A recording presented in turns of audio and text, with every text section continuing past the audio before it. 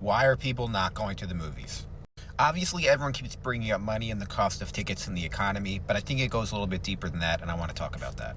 Number one, our relationship to the movie theater has changed in general. For almost 100 years, the movie theater was the only place to go where you can get movies and that type of content.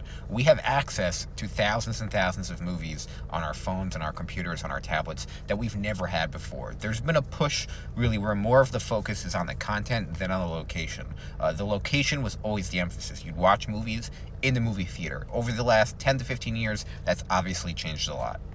There was also always a difference in quality between what you saw on TV and what you saw in the movies. If you saw a movie on TV, it was probably an at-home movie or an old Disney at-home movie or a made-for-TV movie, and it wasn't anywhere close to as good as the movie you saw in theaters. With the rise of Netflix and Amazon Prime and HBO Max and all these streaming services, you have access to the same quality of movies, sometimes even better, from the comfort of your own home. I also don't think people in 2025 are social creatures like they were 10 years ago, 20 years ago, 30 years ago. People are not as inclined to get off the couch, to drive to a movie theater and see a movie in person, especially not seeing it alone. People, I think, have less friends in general. I think people are spending more and more time on social media. And so all of those things combined with having streaming services on your TV just makes it more and more appealing to just stay on your couch all day and never go to the movie theater.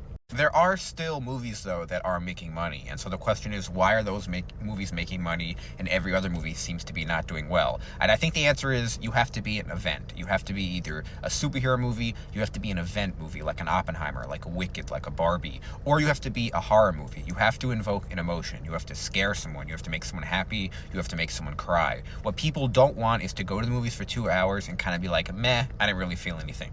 Gone are the days where movies are simply a place to go for 2 hours and just kill 2 hours and be entertained for 2 hours. Like The Running Man that just came out. Those movies simply cannot exist anymore in this economy. $20 is simply too much for the average American to kind of afford to go to the movie theater and just expect a mediocre movie. $20 can go a long way into a million things, including about 3 months of Netflix and the ad plan.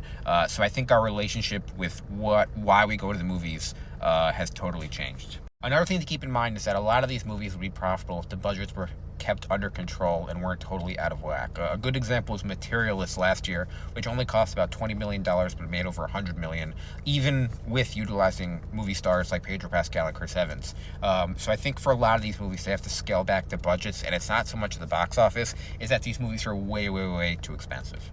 And lastly, and maybe most importantly, I think directors are far more important in marketing a movie now than actors. If you look at even like Oppenheimer with Christopher Nolan or James Gunn and Superman, they seem